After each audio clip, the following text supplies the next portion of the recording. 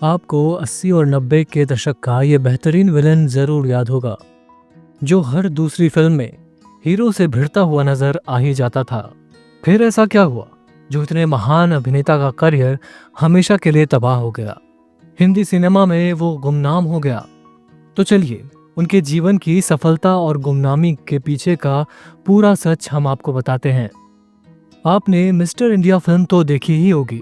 Film में एक आंख वाला किरदार कैप्टन जोरो शायद आपको याद भी होगा। इस किरदार को किसी और ने नहीं बल्कि गुरबचन सिंह ने ही निभाया था। 70, 80 और 90 की दशक में खलनायकी का बहुत बड़ा नाम हुआ करता था। गुरबचन सिंह उस दौर में हर दूसरी फिल्म में विलेन का किरदार निभाकर लोगों के दिलों में राज किया करते थे। मगर ये सफलता उन्हें रातों रात नहीं मिली थी।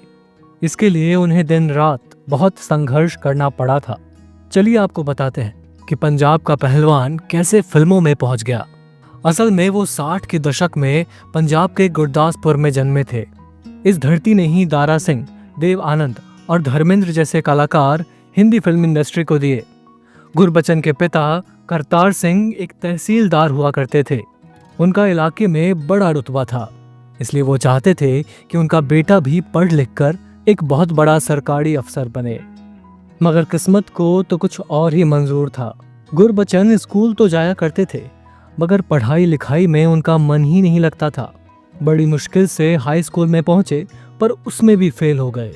पिता पहले ही समझ गए थे कि वो सरकारी अफसर तो नहीं बन पाएगा। इसी वजह से उन्होंने बेटे को पहलवानी करने भेज दिया था। वैसे पहलवानी में गुरबचन बड़ा नाम कमाने लगे थे। पंजाब के बड़े से बड़े पहलवानों को कुश्ती में हराकर मेडल जीत चुके थे। एक बार तो उनका मुकाबला दारा सिंह के छोटे भाई रंधावा सिंह से हो गया था। इंदौर में 36 मिनट चले उस मुकाबले में गुरबचन भले ही हार गए थे, मगर रंधावा को इतनी देर संभालने में ही अपने आप में उनकी ये बड़ी जीत थी। गुरबचन को दो ही चीजें पसंद थी, पहलवानी और अदाकारी। दारा सिंह और दिलीप कुमार की फिल्में देखते देखते वो भी मन ही मन माया नगरी जाकर हीरो बनने का ख्वाब देखने लगे। ये बात एक बार उनके पिता को पता लग गई, तो वो मदद के लिए आगे आए। पिता तहसीलदार थे, तो उनकी पहचान दारा सिंह और धर्मेंद्र के भाई अजीत देओल से भी थी। उन्होंने बेटे की मदद करने के लिए अजीत देओल से कहा, तो अजीत ने एक सिफारिशी पत्र अपने भाई धर्मेंद्र के नाम लिखा और गुरबचन को पकड़ा दिया। वो बोले कि जब मेरे भाई से बंबई में मिलना तो ये उसे जरूर दे देना। 19-20 साल की उम्र में वो सीधे पहुंच गए मुंबई। पिता ने कहा था पहले दारा सिंह से मिलना, तो सीधे पहुंच गए उनके घर। मगर दारा सिंह ने तो मदद के बजाय उल्टा ही जवाब दे दिया। वो बोले कि पहलवानी छोड़कर फिल्मों में कौन आता है, सीधा वापस जाओ और पहलवानी कर। ये एक्टिंग की लाइन बहुत खराब है।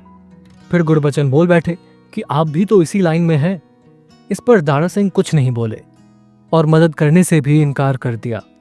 गुरबचन का दिल तो टूट चुका था, पर अब एक और उम्मीद धर्मेंद्र थे। कहते हैं उस समय धर्मेंद्र ही एक इकलौते अभिनेता थे जो पंजाब से आए लोगों की खूब मदद किया करते थे। इसलिए सीधा पहुंचे धर्मेंद्र के घर।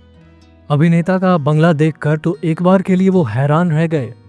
नौकर बैठने को बोलकर चला गया और कुछ देर बाद आकर बोला कि साहब आपको ऊपर बुला रहे हैं।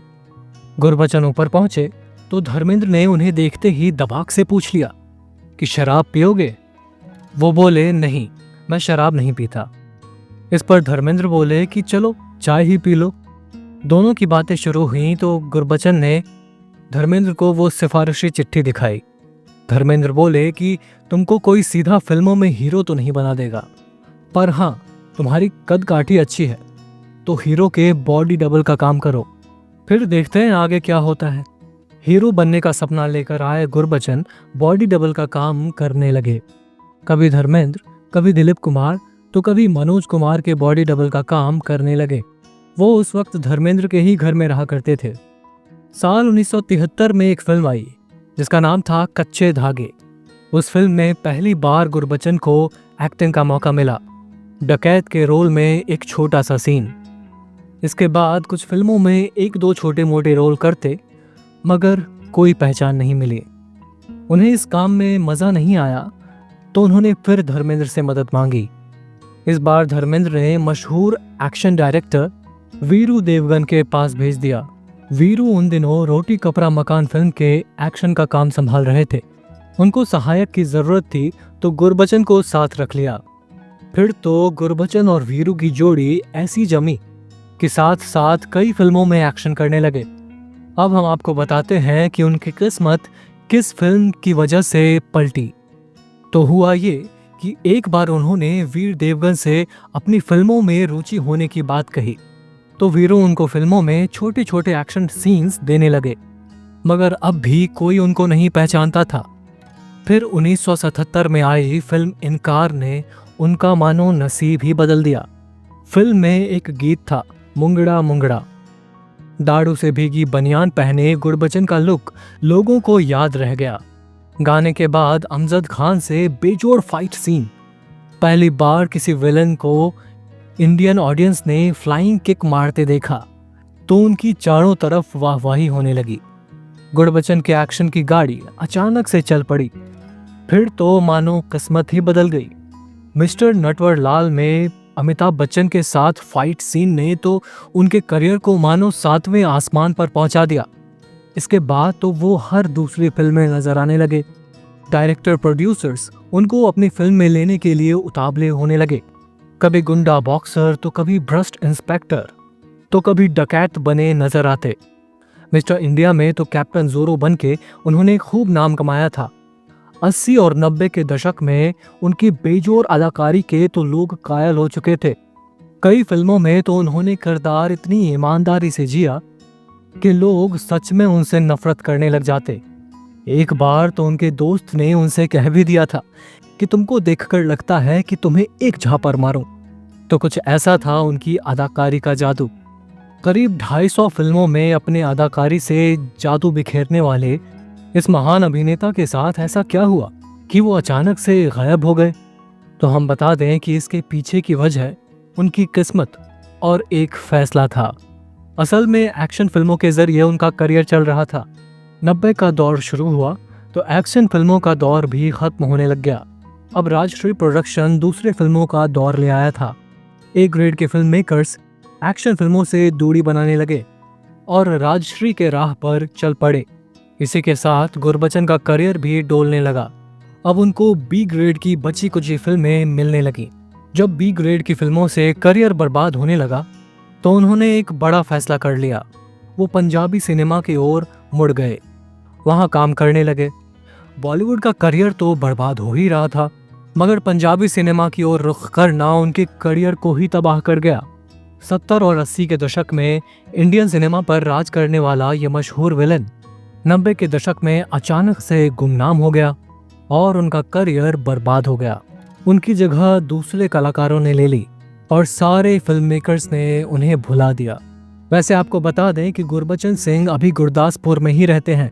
भले ही समय से पहले उनका बॉलीवुड करियर बर्बाद हो गया, मगर उनकी आर्थिक स्थिति अच्छी है। वो अपनी पत्नी गुरिंदर के साथ रहते हैं। उनके 3 बच्चे हैं और तीनों अच्छा काम कर रहे हैं। दोस्तों, आपको गुरबचन सिंह की अदाकारी कैसी लगती थी?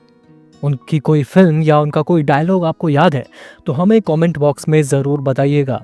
अगर ये जानकारी आपको पसंद आई हो तो वीडियो को लाइक ज़रूर करिएगा, और अगर आप हमारे चैनल वारिधि मंथन पर नए हैं तो इसे सब्सक्राइब करके बेल आइकन दबाना बिल्कुल भी ना भूलिए, ताकि ऐसे ही अनसुनी कहानियाँ हम आपके लिए लेकर आते रहें वीडियो में। अब तक आपका बने रहने के लिए बहुत बहुत शुक्रिया।